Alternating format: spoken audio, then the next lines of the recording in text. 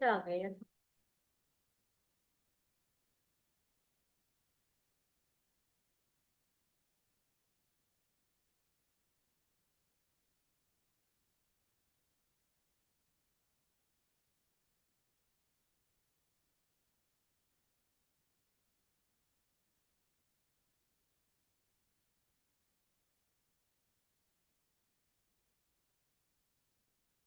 Marks नहीं आ रहे test में।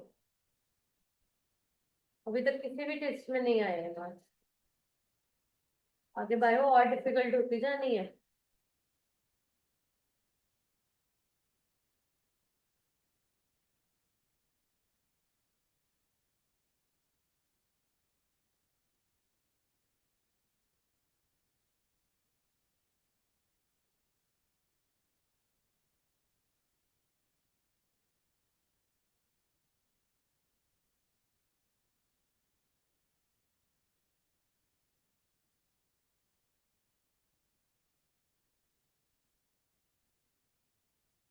करें स्टार्ट।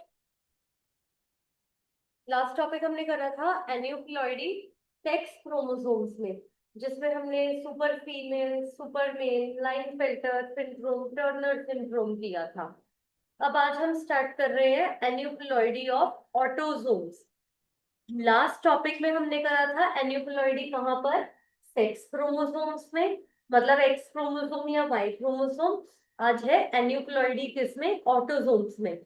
एन्यूक्लियोइडी क्या थी, जिसमें नंबर ऑफ क्रोमोसोम्स ज्यादा, कम या ज्यादा हो जाते हैं। तो सबसे पहले फर्स्ट डिजीज करेंगे Down syndrome, also known as mongoloid. Spelling गलत है, यहाँ पर इन्होंने मोंगोलिड लिखा हुआ है, मोंगोलॉइड होता है, MONGOLOID, मोंगोलॉइड इडियोसी। और इसको 3 टाइम्स 21 लिखकर भी हम डिनोट करते हैं।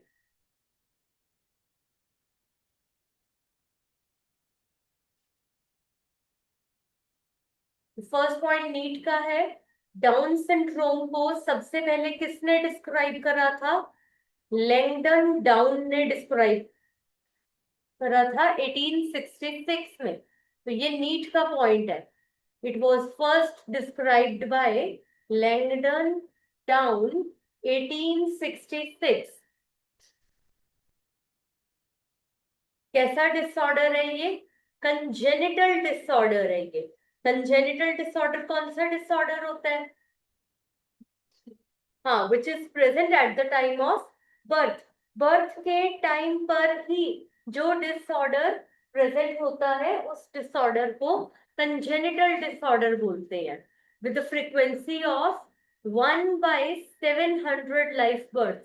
मतलब 700 बर्थ्स होंगे, उनमें से किसी एक बच्चे को डाउन सिंड्रोम होगा।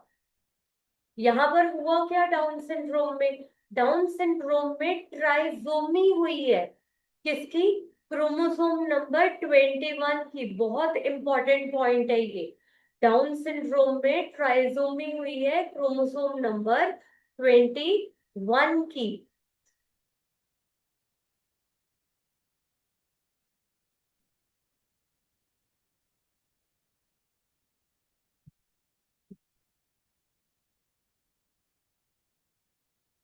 इंपॉर्टेंट पॉइंट है ये, ट्राइजोमी हुई है यहाँ पर क्रोमोसोम नंबर 21 की, विच मीन्स क्रोमोसोम नंबर 21 जो कि 2 बार नॉर्मली होना चाहिए, वो 3 बार प्रेजेंट होगा। इसीलिए हमने हेडिंग में भी इसको 21 लिखा है। Next is diploid number of chromosomes. अब नंबर ऑफ क्रोमोसोम्स कितने रहेंगे इस केस में, 47 नंबर ऑफ क्रोमोसोम्स हो जाएंगे। नंबर ऑफ क्रोमोसोम्स कितने होंगे, 47 नंबर ऑफ क्रोमोसोम्स होंगे, जिसमें 45 ऑटोसोम्स होंगे। वैसे 44 ऑटोसोम्स होते हैं, 21 क्रोमोसोम एक्स्ट्रा प्रेजेंट है, प्लस एक्स एक्स या एक्स वाई। तो ये डिजीज मेल में भी हो सकती है और ये डिजीज फीमेल में भी हो सकती है। तो ये डिजीज मेल में भी हो सकती है और फीमेल में भी हो सकती है। तो ये कैसा सिंड्रोम है, दिस सिंड्रोम इज ऑटोसोमल। कैसा सिंड्रोम है ये? ऑटोसोमल सिंड्रोम है ये।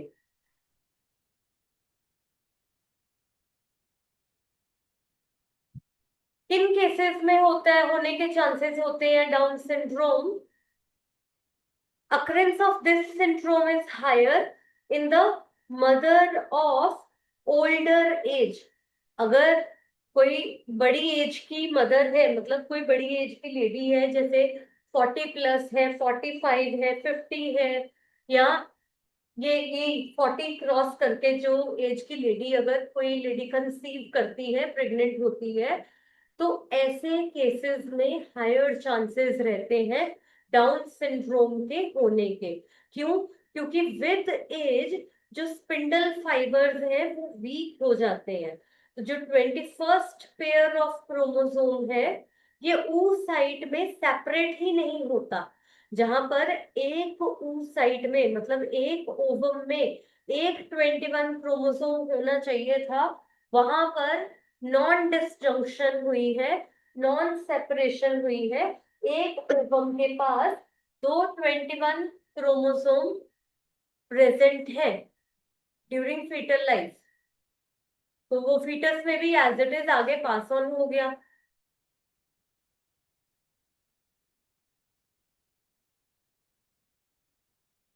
बट फादर के केस में ऐसा नहीं होता, मतलब बड़ी एज की मदर है, उसके केस में बेबी को डाउन सिंड्रोम हो सकता है। फादर के केस में ऐसा नहीं होता। क्यों नहीं होता? क्योंकि जो स्पर्मेटोजेनेसिस है, स्पर्मेटोजेनेसिस बहुत कम टाइम लेता है स्पर्म्स को बनाने के लिए। oogenesis में बहुत टाइम लग जाता है ओवम को बनाने के लिए, तो स्पर्मेटोजेनेसिस में कम टाइम लगता है।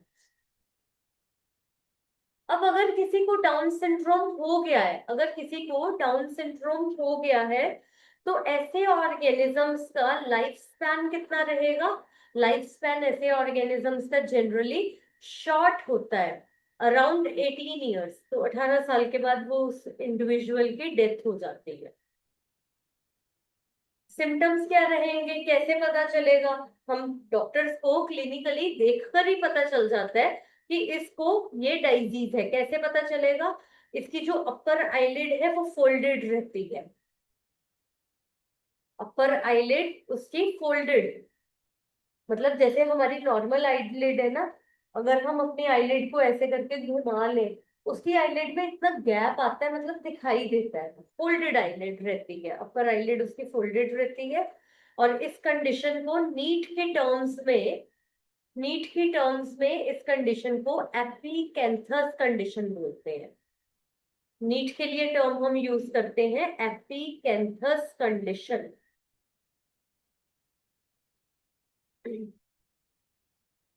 इस इंडिविजुअल का मेंटल और साइकोमोटर डेवलपमेंट रिटार्डेड रहेगी। तो ये मेंटली रिटार्डेड होते हैं with very low IQ. IQ कितना रहता है? लेस देन 25 इनका आईक्यू रहता है। ये कैसे इंडिविजुअल्स होते हैं? इडियट्स होते हैं, ये इडियोटिक होते हैं, जिसके कारण इसकी डाइजीज का नेम भी है मोंगोलॉइड इडियोसी। इडियोसी टर्म इसलिए हुई क्योंकि इनका आईक्यू लेस देन 25 रहता है। और मोंगोलॉइड क्यों टर्म यूज हुआ? क्योंकि जो अपर आईलिड फोल्डेड है, इसकी एपिकेंथस कंडीशन है। ये कंडीशन मंगोलियन की रेस में देखी जाती है। जैसे वो मंकीज टाइप नहीं होते, उनकी रेस है एक मंगोलियन रेस, उनकी रेस में ये देखा जाता है।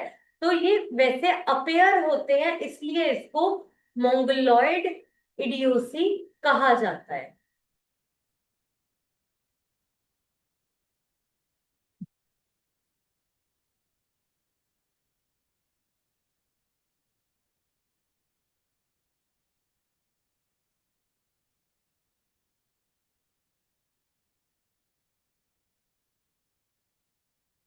तो आईक्यू हो गया less than 25।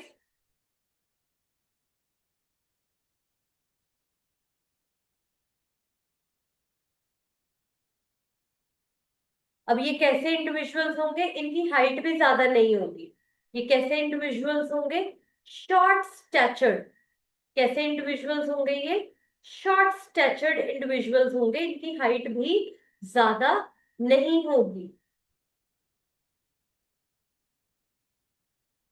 Face rounded face रहेगा इनका, शॉर्ट स्टैचर्ड होंगे, हाइट ज्यादा नहीं होगी, राउंडेड फेस रहेगा एंड फ्लैट।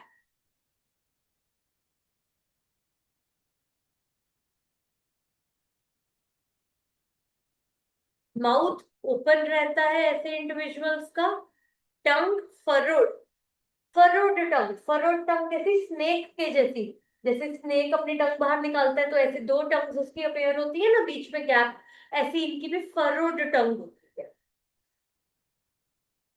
माउथ ओपन रहेगा, टंग फरोड है, जिसके कारण सलाइवा कीप्स ड्रिपिंग, इनका सलाइवा इनके माउथ से बाहर ही आता रहता है। और अगर सलाइवा बाहर आता रहता है तो यहाँ पर लिप्स के अराउंड इन्फेक्शन होने के चांसेस बहुत ज्यादा हो जाते हैं।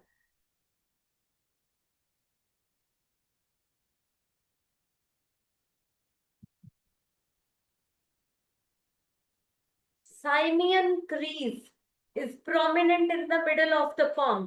हमारे मिडल ऑफ द palm में जैसे ये कुछ लाइंस जा रही है ना, तो इसकी बहुत प्रोमिनेंट लाइन होती है, साइमियन एक क्रीज बनती है इसके palm में, तो बहुत प्रोमिनेंट रहती है। एंड इसकी फिंगर टिप्स पर बहुत सारे लूप्स बनते हैं, जैसे हमारे फिंगरप्रिंट्स आते हैं, वो क्या बोलते हैं, फिंगरप्रिंट्स ही बोलते हैं उसको। तो हमारे इतने लूप्स नहीं होते, इनके बहुत ज्यादा लूप्स होते हैं फिंगर टिप्स पर। तो ये चीज हेल्प करती है, फोरेंसिक में ये चीज बहुत हेल्प करती है कि कोई क्राइम हुआ है, ये क्राइम किसने किया है, फिंगर टिप्स, फिंगरप्रिंट्स देखकर ही पता चल जाएगा। बहुत ज्यादा लूप्स है तो हो सकता है कोई मेंटली रिटार्डेड पर्सन होगा जिसने ये क्राइम कर दिया है। डाउन सिंड्रोम फैमिलीज में रन नहीं करती है। डाउन सिंड्रोम जरूरी नहीं है कि अगर पेरेंट को है तो आगे बच्चों में भी डिजीज आएगी ही आएगी, ऐसा जरूरी नहीं है।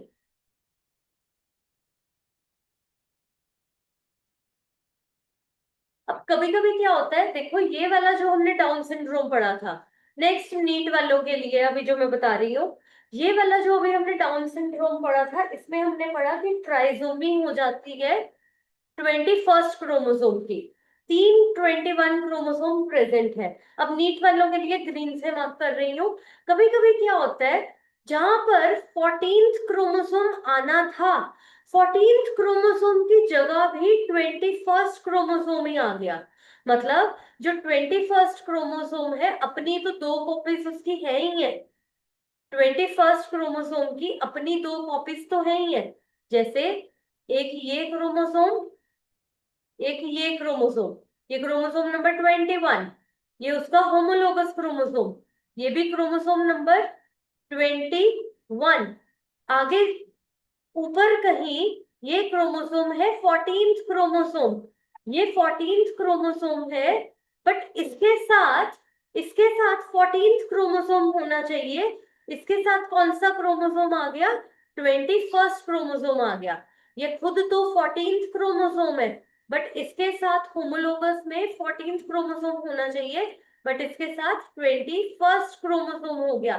तो बॉडी में 321 क्रोमोसोम प्रेजेंट है। तो इस केस को भी, इधर हो गया, इस केस को भी हम डाउन सिंड्रोम ही बोलते हैं, इस केस को भी डाउन सिंड्रोम ही बोलते हैं। तो डाउन सिंड्रोम जो सेकंड केस है वो क्या है, ट्रांसलोकेशन का केस है, कि यहां पर ट्रांसलोकेशन हुई है, 14th क्रोमोसोम की जगह 21st क्रोमोसोम प्रेजेंट है। ये वाला जो डाउन सिंड्रोम है, ये डाउन सिंड्रोम फैमिलीज में रन करता है, ये डाउन सिंड्रोम फैमिलीज में रन करता है। तो जो नॉर्मल वाला डाउन सिंड्रोम था, पहले वाला जो था जिसमें ट्राइसोमी हुई है 21st क्रोमोसोम की, वो नहीं करता रन, बट ये वाला डाउन सिंड्रोम फैमिलीज में रन करता है।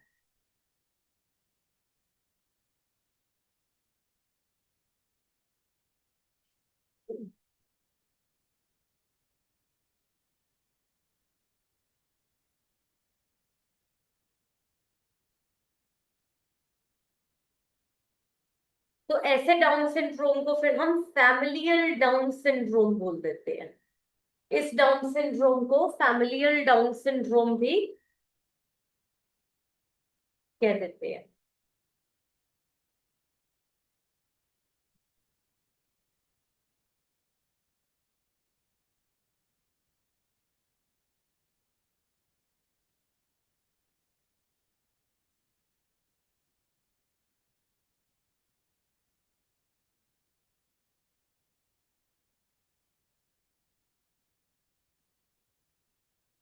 नेक्स्ट मीट के लिए है।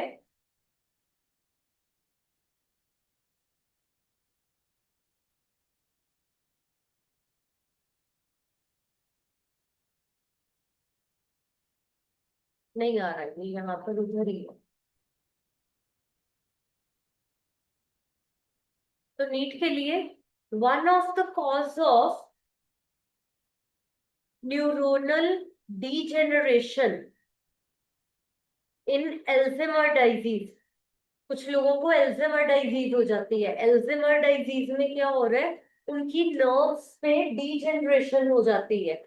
तो एक कॉज है, one of the cause of neuronal degeneration in Alzheimer's disease is the development of extracellular plaques।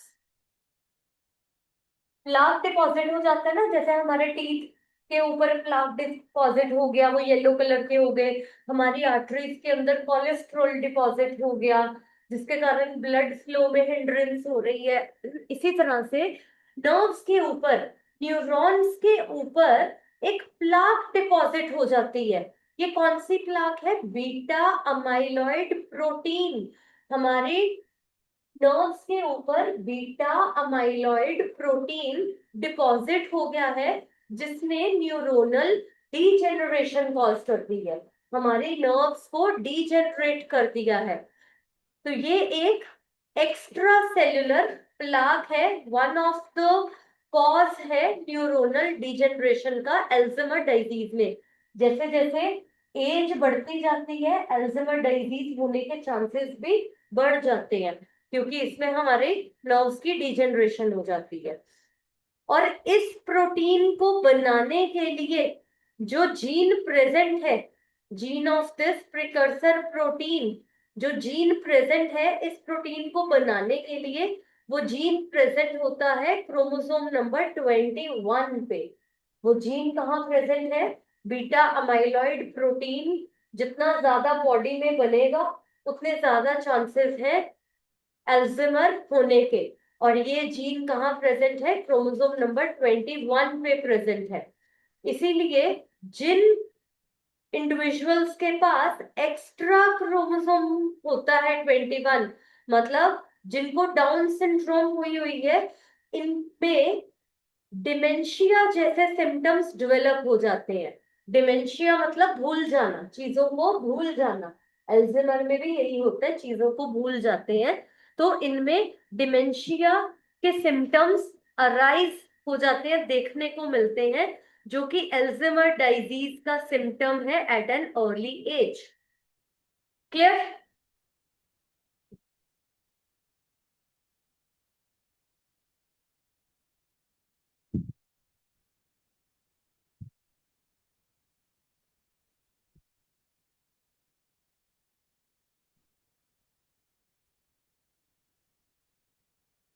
तो यहां तक हमने कर लिया था कि इसको फैमिलियल डाउन सिंड्रोम भी बोलते हैं।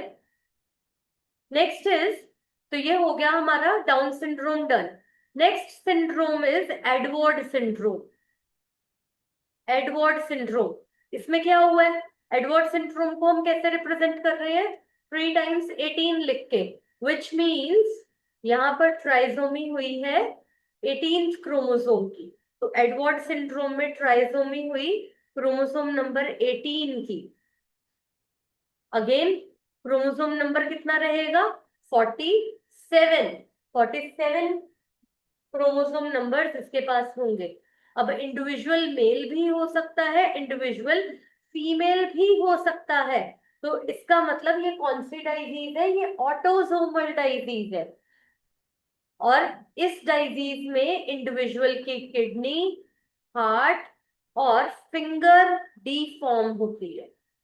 किडनी प्रॉपर नहीं बनी, हार्ट प्रॉपर नहीं बना। मैंने क्लास रिकॉर्ड नहीं करी, करेंगे।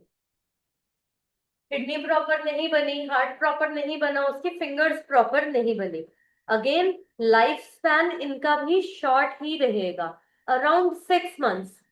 डाउन सिंड्रोम वाला तो फिर 18 18 इयर्स तक सरवाइव हुआ था वो। बट एडवर्ड सिंड्रोम 6 महीने तक ही बच्चा सरवाइव करता है। Next disease is Down syndrome. Down syndrome, इसमें ट्राइसोमी हो रही है क्रोमोसोम नंबर 13 की। टाउ सिंड्रोम में ट्राइसोमी हो रही है क्रोमोसोम नंबर 13 की। इसको हम कैट क्राई सिंड्रोम भी बोलते हैं, क्योंकि इसमें जब बच्चा रोता है ना, तो ऐसी आवाज आती है जैसे कैट क्राई कर रही हो। तो यहाँ लिखा नहीं हुआ, एक सेकेंड में चेक कर लो। इसको कैट क्राई सिंड्रोम भी बोलते हैं और कैट क्राई पर क्वेश्चंस आते हैं।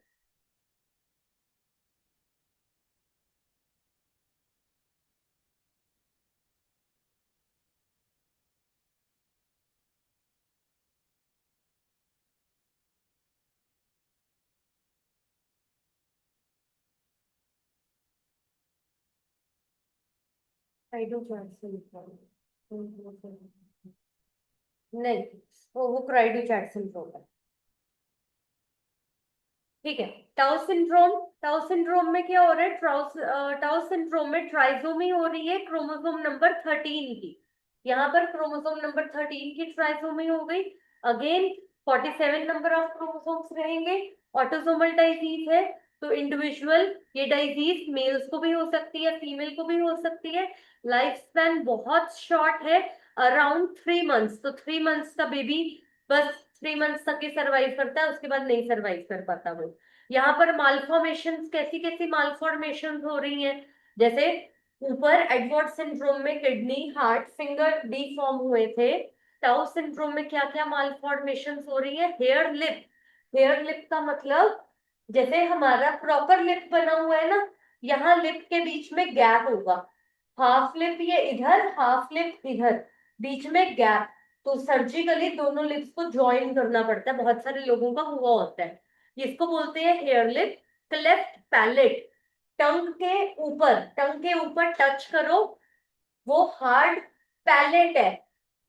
बिल्कुल सेंटर में टंग से फील करो, आपको सेंटर में एक लाइन सी फील हो रही है। एक्चुअल में क्या है, वो दो बोन्स है, एक इधर बोन है एक इधर बोन है, दोनों बोन्स ऐसे फ्यूज हुई है, ये आपको लाइन फील हो रही है। तो टाउ सिंड्रोम के केस में ये फ्यूजन ही नहीं होती, तो बीच में गैप रह जाता है। अब अगर यहाँ पैलेट में गैप रह जाएगा, तो हमारी नेजल कैविटी और माउथ दोनों टच में होंगे, एक सिंगल चैम्बर बन जाएगा। Hare lip, cleft palate, cardiovascular disorders, heart related diseases, and ऐसे इंडिविजुअल्स का स्मॉलर हेड, हेड साइज बहुत स्मॉल होता है, जिसको बोलते हैं माइक्रोसेफलस कंडीशन। हेड साइज बहुत स्मॉल होता है, जिसको माइक्रोसेफलस कंडीशन बोलते हैं। बच्चों में आई डिफेक्ट होता है, बहुत सारे बच्चे ब्लाइंड होते हैं, बहुत सारे बच्चे डेफ होते हैं, और बहुत सारे बच्चों में ब्रेन डिसऑर्डर होता है। और लास्ट, पॉलीडेक्टाइली। पॉलीडेक्टाइली वर्ड का मतलब एक्स्ट्रा फिंगर्स प्रेजेंट होना। कुछ लोगों में एक हाथ में 6 फिंगर्स होती है, दैट इज पॉलीडेक्टाइली। एक्स्ट्रा डिजिट्स का प्रेजेंट होना, उसको बोलते हैं टाउ सिंड्रोम।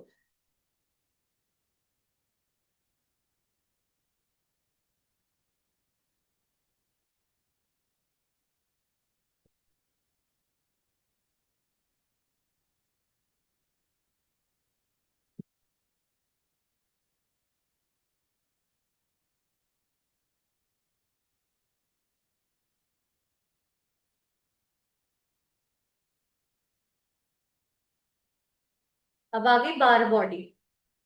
जिसके हमने क्वेश्चंस किए थे। तो सेक्स क्रोमेटिन, हेडिंग है सेक्स क्रोमेटिन। साइंटिस्ट था M L Barr and Bertram. दो साइंटिस्ट हैं, M L Barr and Bertram.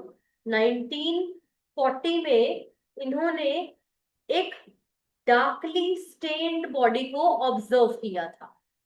Observe a darkly stained body. इन्होंने एक बॉडी ऑब्जर्व करी इनसाइड द न्यूक्लियस। न्यूक्लियस के अंदर एक ऐसी बॉडी प्रेजेंट थी जो कि डार्कली स्टेन्ड थी, और ये body close to the nuclear membrane, nuclear membrane के पास प्रेजेंट थी। और किसमें प्रेजेंट थी? In the cell body of neurons of female cats.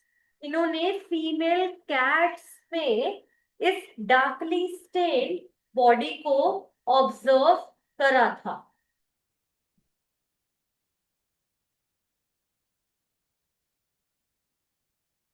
और इनके अकॉर्डिंग ये बॉडी सिर्फ फीमेल्स में ही दिखाई दे रही थी। तो sex could be differentiated on the basis of presence or absence of such body. अगर ये बॉडी प्रेजेंट है तो सेक्स कुछ और होगा, अगर ये बॉडी एब्सेंट है तो सेक्स कुछ और होगा। तो sex could be differentiated, sex को डिफरेंशिएट किया गया on the basis of presence और absence of such body. The body was called, तो फिर इस बॉडी को नेम दिया गया सेक्स क्रोमेटिन बॉडी। तो पहले तो इस बॉडी को नेम दिया गया सेक्स क्रोमेटिन बॉडी, या फिर Barr body, after the name of the discoverer.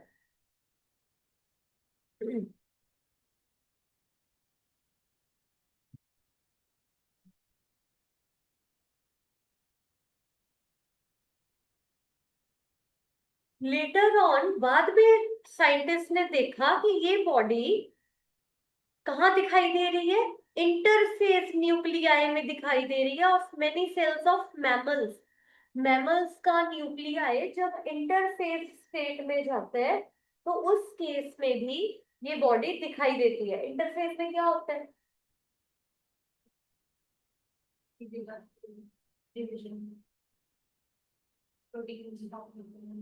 हाँ, प्रोटीन्स फॉर्म होते हैं।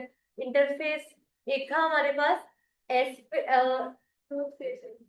नहीं, S1 face, S1 ji not नहीं था वो। अच्छा, एस फेज को जी नॉट फेज बोलते हैं। तो G1 फेज, और वो था ग्रोथ फेज। इसी को ही इंटरफेस बोलते हैं, ग्रोथ फेज को ही।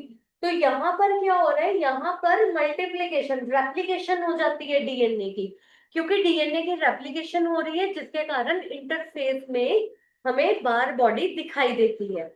और जो नंबर ऑफ बार बॉडीज रहेंगी, number of bar bodies is always one less than the number of X chromosome. One always less than the number of X chromosome. कहने का मतलब, अगर किसी सेल के पास 2 X क्रोमोसोम है तो उसके पास एक बार बॉडी होगी। अगर किसी के पास एक X क्रोमोसोम है तो उसके पास कोई भी बार बॉडी नहीं होगी।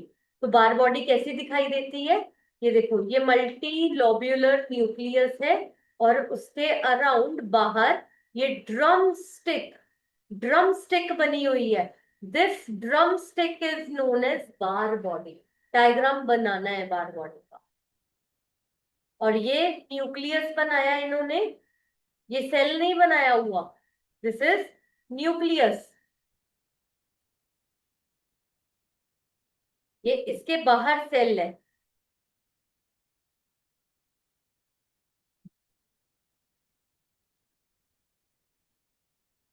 तो न्यूक्लियस की पेरिफेरी पे प्रेजेंट है, न्यूक्लियस की पेरिफेरी पे, यहां पर ये बार बॉडी प्रेजेंट है, न्यूक्लियस की पेरिफेरी पे प्रेजेंट है। अगर 2 एक्स क्रोमोसोम होंगे तो एक बार बॉडी दिखाई देगी। अगर एक एक्स क्रोमोसोम होगा तो कोई भी बार बॉडी नहीं दिखाई दे।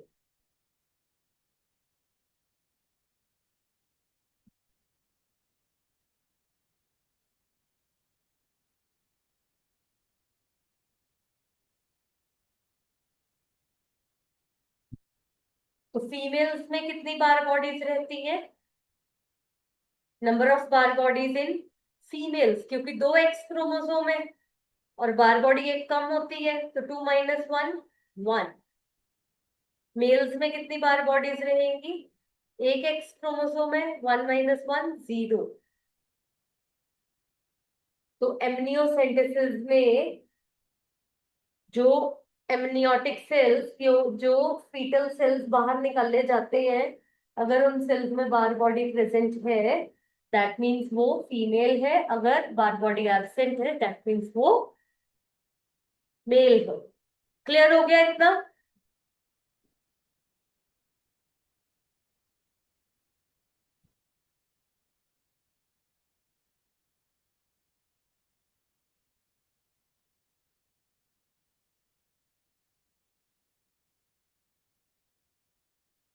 Next, applications of bar body. अब ये बार बॉडी की एप्लीकेशंस, एक तो अभी मैंने बता दिया एमनियोसेंटेसिस में हो जाती है एप्लीकेशन बार बॉडी की। कैसे? एमनियोसेंटेसिस में कैसे हो रही है? एमनियोसेंटेसिस एक प्रोसेस है जिसमें एमनियोटिक फ्लूइड में से एमनियोटिक फ्लूइड को बाहर निकाला जाता है और उसके साथ कुछ फ्लोटिंग फीटल सेल्स भी बाहर आ जाते हैं। प्रेग्नेंट मदर की बॉडी से बाहर निकाला जाता है। कब निकाला जाता है? 6 to 10 वीक्स ऑफ प्रेगनेंसी में। और ये जो फीटल सेल्स है, इन फीटल सेल्स को एग्जामिन किया जाता है for the presence of bar body, कि इसमें बार बॉडी है या नहीं है। अगर बार बॉडी एब्सेंट है, एब्सेंस है, बार बॉडी एब्सेंट है, तो दैट मीन्स मेल चाइल्ड होगा। बार बॉडी प्रेजेंट है तो वो इंडिकेट करेगी कि फीमेल चाइल्ड होगा, होगी।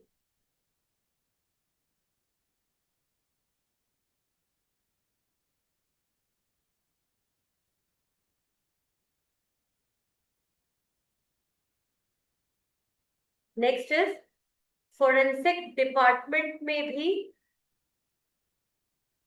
यूजफुल है बार बॉडी का कंसेप्ट। कैसे? अगर जो हमें अगर कहीं पर क्राइम साइट पे किसी का ब्लड मिला है, सेल्स मिले हैं, उन सेल्स से हम पता कर सकते हैं कि यहाँ पर जो सस्पेक्ट है वो फीमेल है या मेल है, ये पता किया जा सकता है। तो जो स्टडी है बार बॉडी की can also be used for identification of sex of the criminal, sex of the criminal या सस्पेक्ट।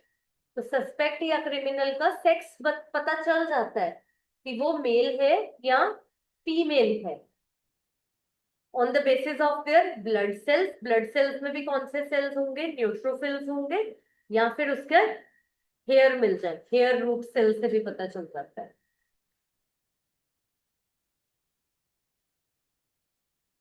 और third application in international supports, in international sports.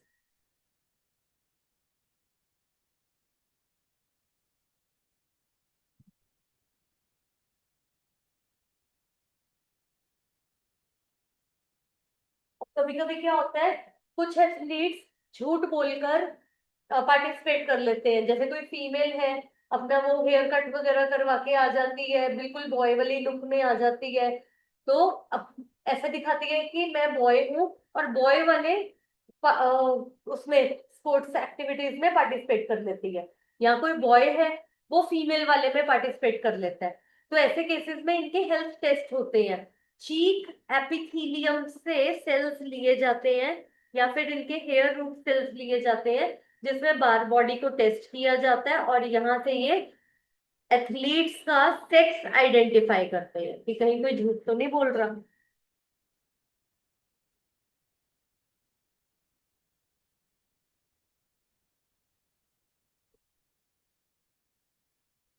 आज हमारे क्वेश्चंस हैं और करने वाले असाइनमेंट में किए नहीं थे? अच्छा, हो गए थे वो हमारे।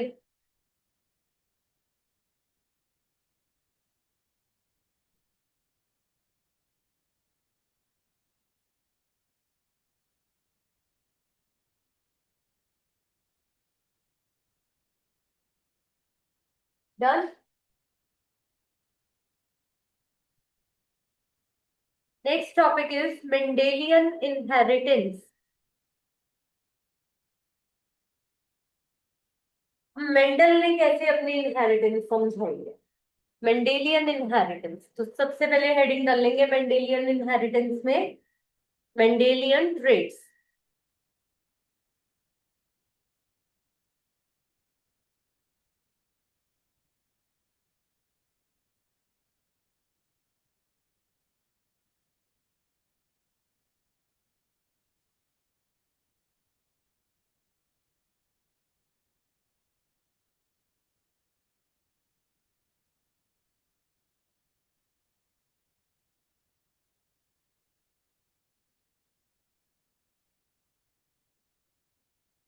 बाहर हुई हुई है ये बोर्ड से। चलो ठीक है।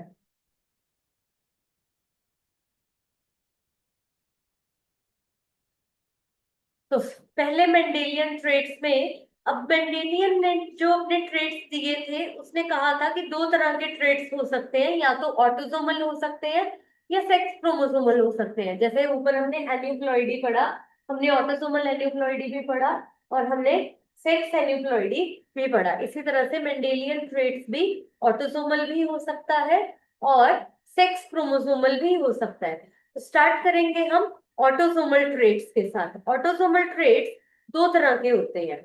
ऑटोसोमल ट्रेट्स दो तरह के होते हैं। First one is polygenic traits. Autosomal traits दो तरह के होते हैं। फर्स्ट है पॉलीजेनिक ट्रेट्स।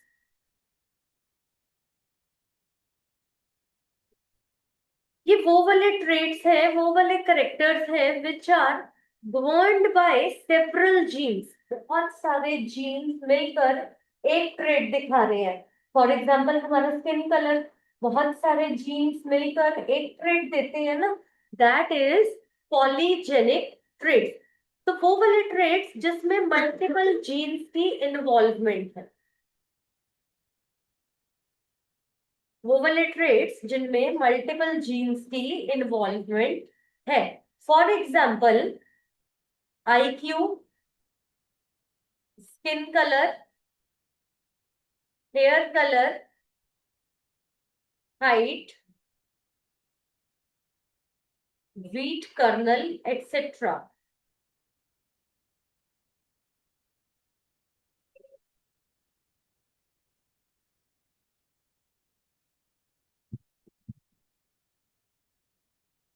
तो स्टार्ट करेंगे हम आईक्यू के साथ। आईक्यू एक पॉलीजेनिक इनहेरिटेंस है। अब हमें पता चल गया कि बहुत सारे जीन्स रिस्पॉन्सिबल हैं आईक्यू के लिए। IQ, it is the measurement of intelligence.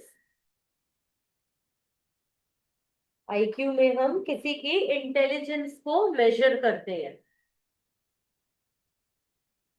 It is known to be governed by 11 sets of genes. कितने जीन्स रिस्पॉन्सिबल हैं आईक्यू के लिए? 11 set, 11 sets of genes responsible है। अगर किसी की आईक्यू कैलकुलेट करनी है तो कैसे कैलकुलेट कर सकते हैं? उसकी mental as divided by actual as into 100। तो ये फॉर्मूला है किसी की आईक्यू टेस्ट करने का।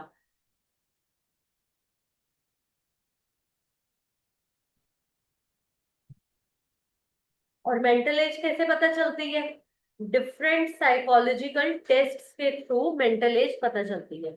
नॉर्मल आईक्यू जो रहता है दैट इज 90 टू 109 में रहता है। Normal IQ is 90 to 109।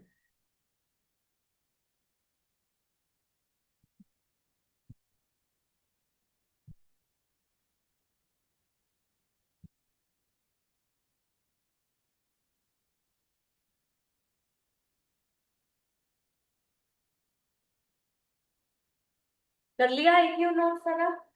Next is skin colour. तो स्किन कलर, ह्यूमंस में स्किन कलर भी क्या है? एक पॉलीजेनिक इनहेरिटेंस है।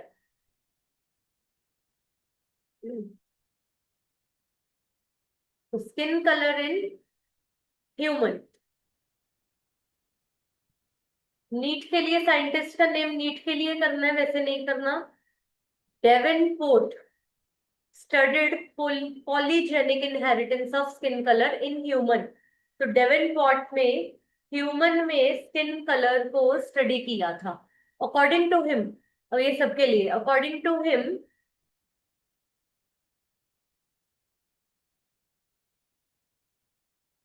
स्किन कलर डिपेंडेंट है on the amount of pigment. कौन सा पिगमेंट होता है हमारी स्किन में? Melanin in skin. जितना मेलानिन ज्यादा होगा स्किन में, उतनी स्किन डार्क होगी। जितना मेलानिन कम होगा स्किन में, उतनी स्किन कम होगी। Which depends on the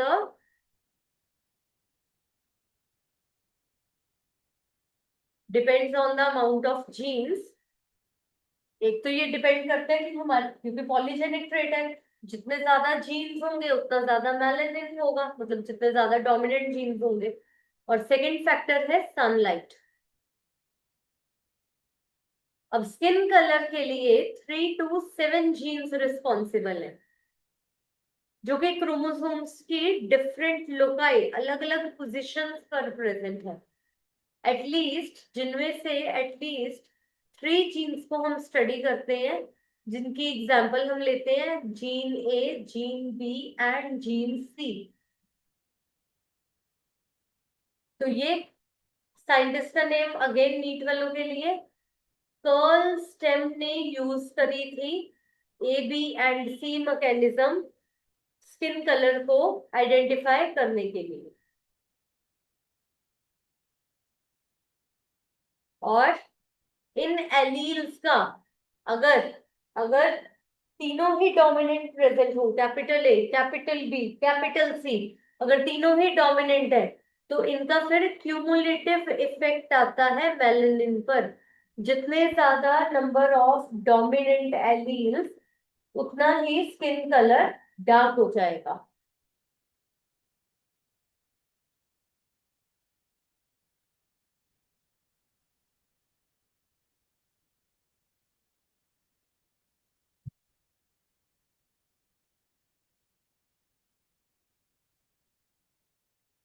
which means जो डार्क स्किन है, डार्क स्किन के पास कौन से एलील्स होंगे? डोमिनेंट एलील्स होंगे। For example capital A, capital A, capital B and capital C, capital C. जिसके पास ये वाले एलील्स होंगे उसका स्किन कलर बहुत ज्यादा डार्क होगा। मतलब 6 यूनिट्स ऑफ डार्कनेस, जिसको हम बोलते हैं डार्केस्ट स्किन, नीग्रोस की स्किन, वेरी डार्क।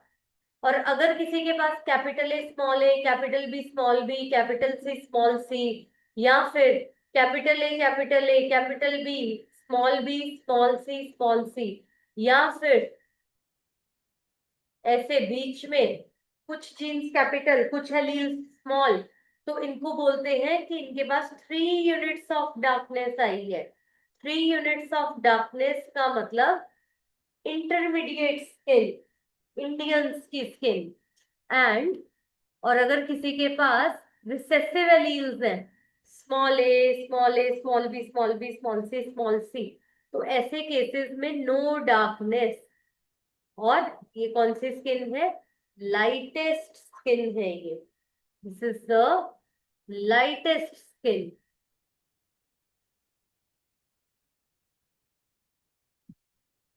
ब्रिटिशर्स की स्किन।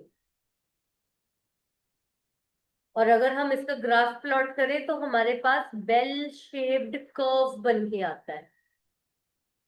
और ये बेल शेप्ड कर्व हमारी नॉर्मल डिस्ट्रीब्यूशन है। और अगर हम क्रॉस करवाते हैं इसके बीच में, इसके बीच में और इसके बीच में हम अगर क्रॉस करवाते हैं, तो ये 64 कॉम्बिनेशंस प्रोड्यूस करेगा। 64 डिफरेंट कलर्स स्किन के बनकर आएंगे।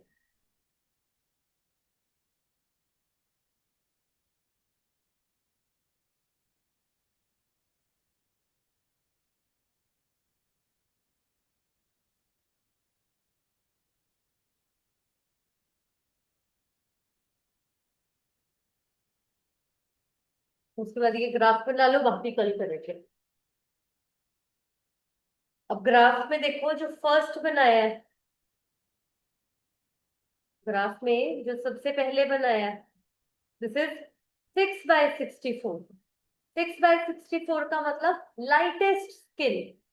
16/64 थोड़ी सी डार्क हो गई। 20/64 थोड़ी, मतलब वो लाइटेस्ट स्किन थी। 16/64 इंटरमीडिएट लाइट। 20/64 इंडियंस वाली skin. 16/64 dark Indians. And 6/64 negroes. तो इस तरह से अलग अलग कलर हमारे पास बनकर रखो।